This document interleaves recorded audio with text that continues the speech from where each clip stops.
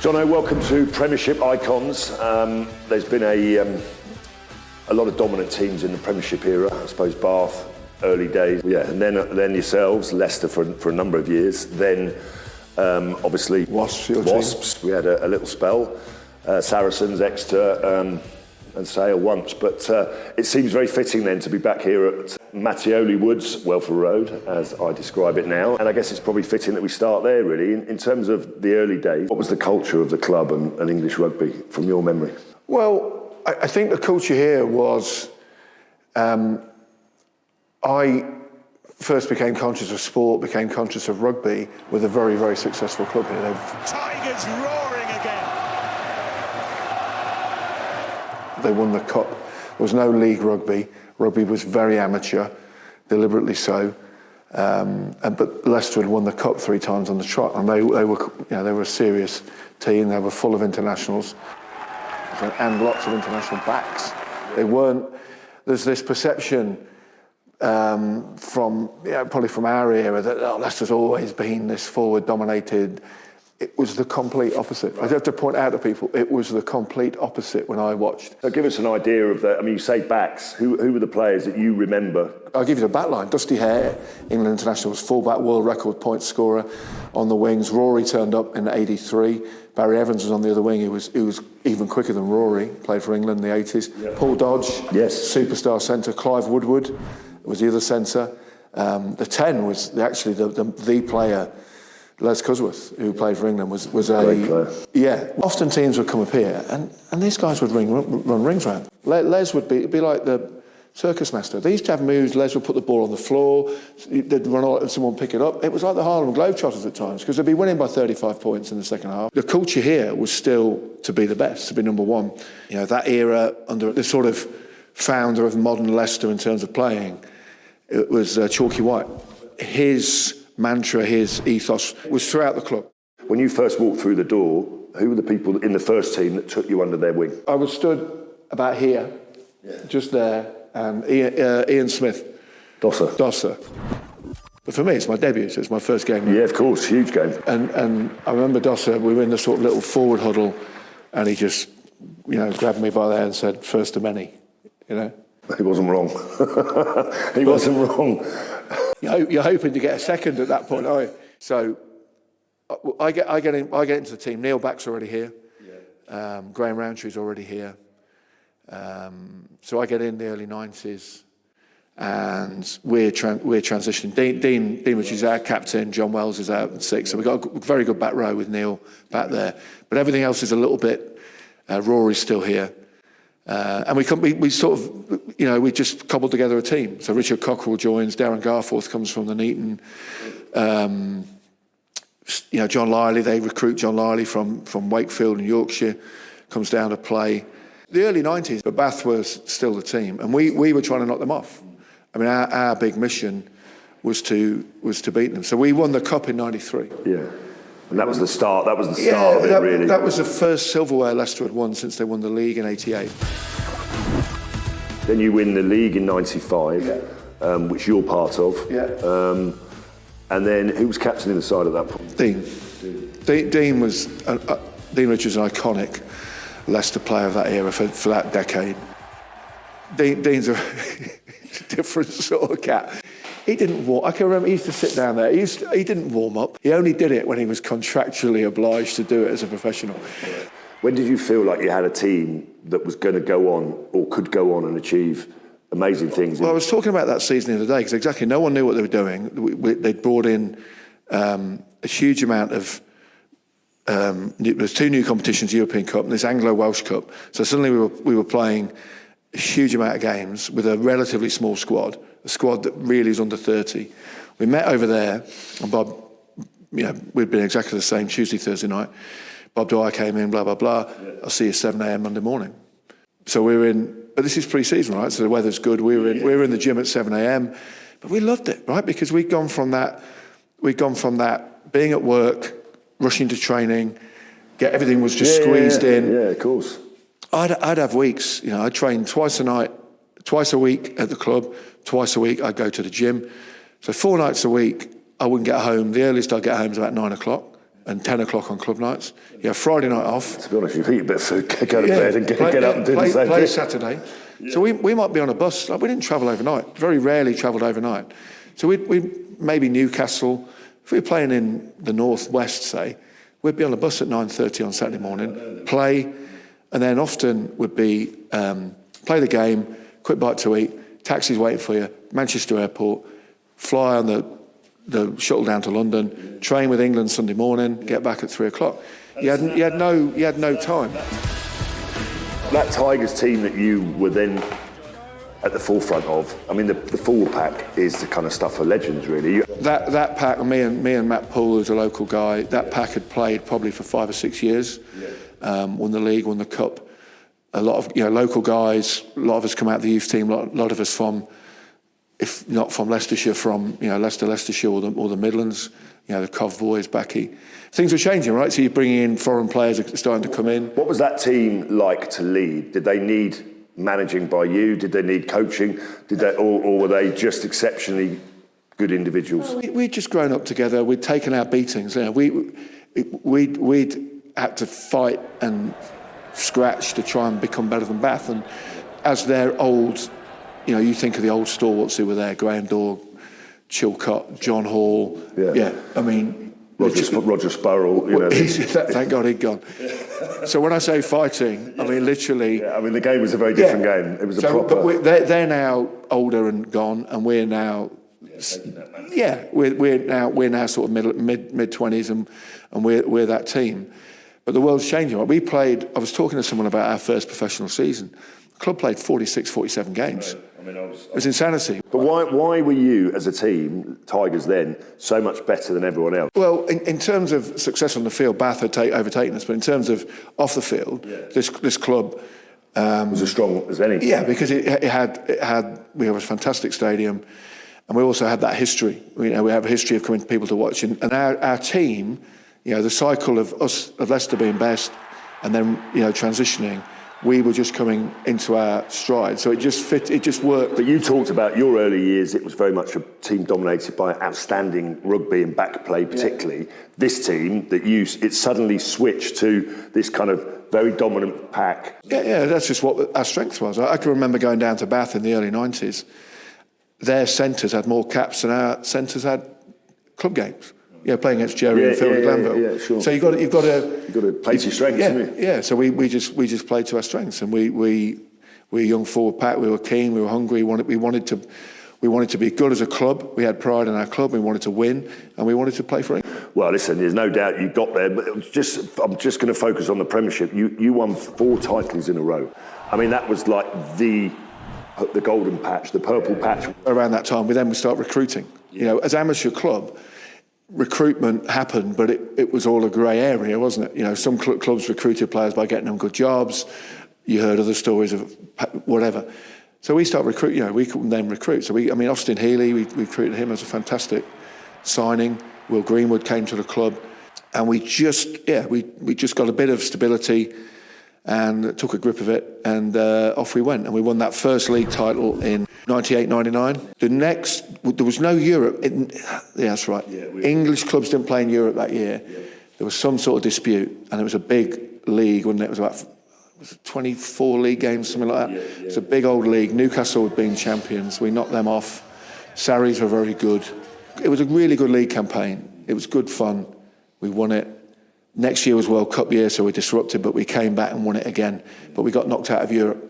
We had a few injuries. And then I guess you've won then too, so you're thinking, right, Europe. Yeah. But yet you still had this strength and ability to win back-to-back European Cups, but still play and win the Premiership title. I think the strength of that team was, we had probably 2 distinct strengths at that point.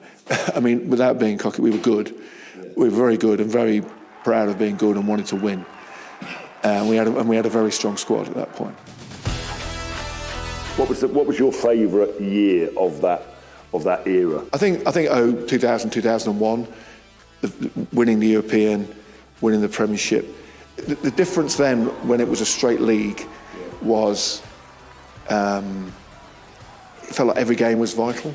Particularly here, I can remember those last 2 years we won it. they'd post somewhere about there. Yeah. So we'd have a meeting Friday about the opposition, and we're playing, this guy. You come here to play the game, and they weren't playing because the opposition thought, well, we're not going to win anyway, so we'll rest our key players and try and win our home games. And actually, those last 2 years of winning the league, without sounding too cocky, by sort of February, everyone knew we were going to win it. We'd sort of know, well, you could lose a couple, and then you wouldn't anyway, because so when we won the league in 2001, I can remember coming down into this room, and we knew we were going to win it. If it wasn't this week, it was the following week, because we had a couple of games left when we finally won it. But that's a sign. That's a sign of a great team. Yeah, when you've got that belief, even though it's not that mathematically it's not done, we knew we were going to win. Yeah. After 2002, there was a drop off. A little bit of a drop off. Is that because it just became difficult to keep motivating the group? People are distracted a little bit. Different players are starting to come and go. A little bit, yeah. I think a little bit all of that. I think a little bit of all of that. It's interesting now. You look back. We were probably starting to creep by the end of that season. I remember being sat in the change room afterwards. It's easy to say, you sort of think, looking back now, you sort of knew probably. But would you say after that last Premiership title then, for that period of time, and 4 in a row is an incredible achievement, was it a mentality shift, or was it just the core of that group of players you knew were just dropping off a little bit? We probably did a little bit. We spent 4 years watching you win everything, and quite rightly so. And you beat us. I wonder if you remember this game. You beat us at, I think you were still playing at QPR. Yeah. You beat us at the end of the 2002 season. Properly beaten. I remember thinking that was different. They were better. They were better. And there was an edge about them that hasn't been there for a while. Yeah. Some of our better players are getting older. Some guys who have been depth, they want to leave and play somewhere, which is fair enough. So these things come to the end. What were the biggest rivalries for you in the Premiership? Exactly that. Yeah, Bath early on. Bath totally was trying to knock them off. To the point where they dropped off. Yeah, and then it was, we had a few ding-dongs with Saracens in the early days when they had a good team. I suppose Wasps for a period of time. Wasps. Dominate for long periods, and then the Northampton. I always sort of said Northampton would have these. Obviously won the European Cup in 2000, didn't they? They'd sort of have these little spikes. Yeah, they'd have there was a few players there all the time. Dawes was there, Grace was there. I can imagine you just giving the team talks. Just put these little pups back in their place. But then they'd have a lot of recruitment. There's a lot of guys played for Northampton around that period, and they'd come. Wayne Shelford was here and there. Sort of brought them up in the early 90s, and I mean they're good players. Nick Beale was a fantastic player in the Premiership for them.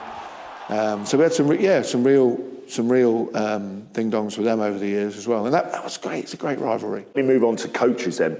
You mentioned Bob Dwyer earlier on. You mentioned Pat Howard, Dean Richards. I mean, these are Tony Russ before that. You've got some iconic men, great men that have led this club. If I had to put you on the spot and say who was your best coach, or would it necessarily be the person that was the coach when you dominated in that era, or the 01, 02? Well, Dean was the boss. Dean was in charge. John Wells was sort of head coach, I guess, with his title, coach of forwards. Pat, Joel were coaching the backs, and these things work. When you talk to other players in other sports or rugby or whatever about how it worked, it's all a little bit different.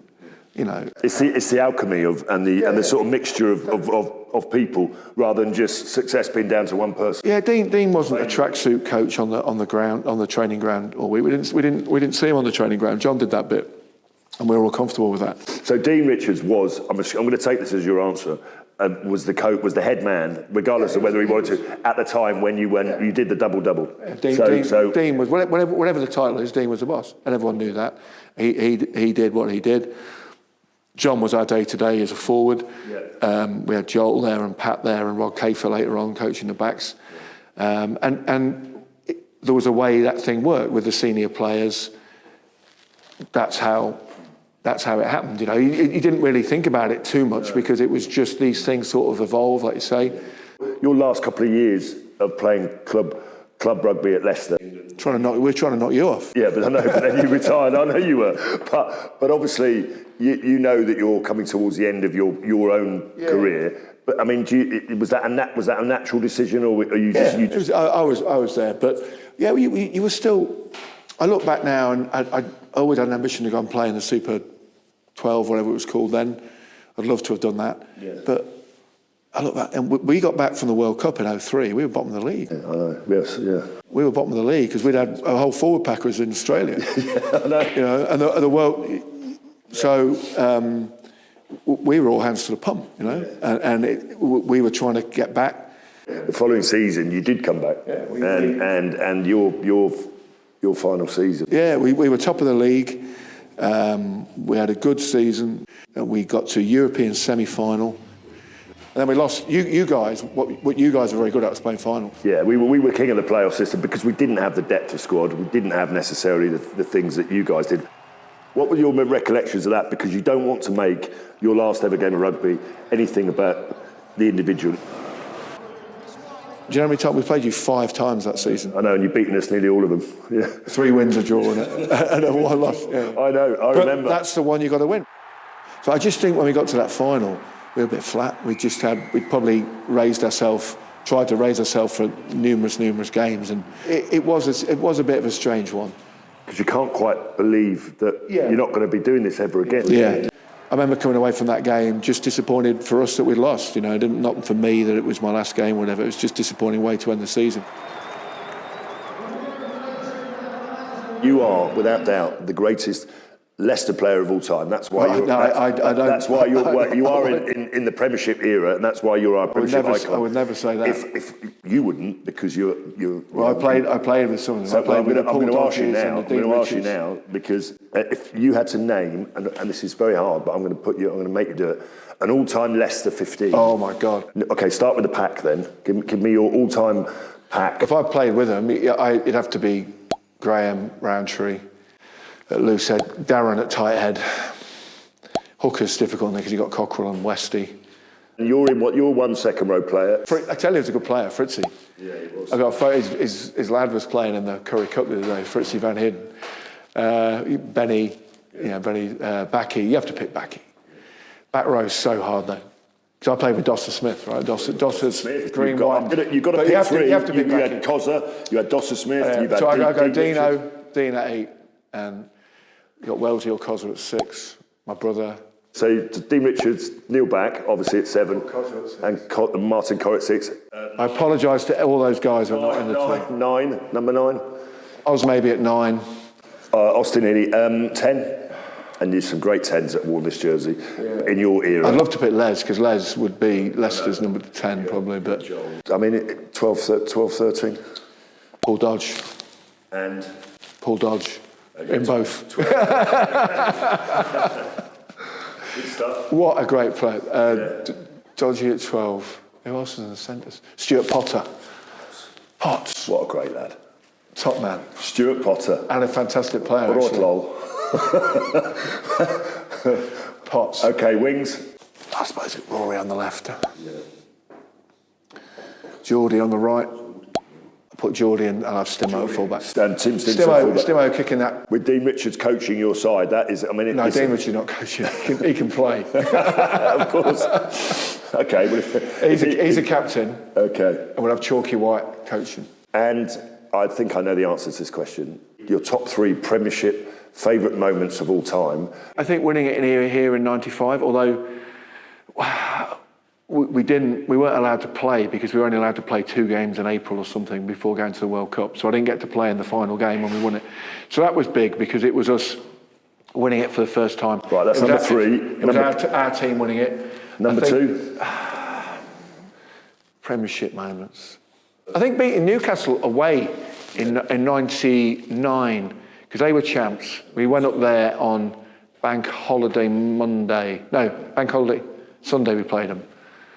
And we had a right old ding-dong, because they were a tough team. You know, Inge was Dean Ryan, all that. But they had good side. Yeah. And we had a right old ding-dong with them up there.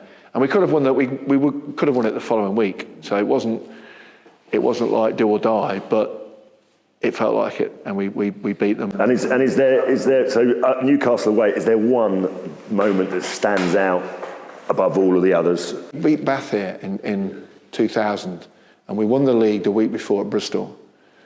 And everyone was saying Bath are the best team in the country. Bath the best team in the country. Leicester won the league. Bath the best team in the country. They came here, the last game of the season, with nothing to play for, and they were up at half time, and we absolutely battered them in the second half. Absolutely battered them. And Darren had been injured. Darren Garforth had been injured, and he'd only just come back from injury. And he came on at half time and was so pumped out of his brain. Westy was water boy for some reason, probably injured or something. And he came on with some water for Darren. And he was so excited. I think Darren assaulted him, basically. I'll tell you exactly what he did. He may have headbutted him.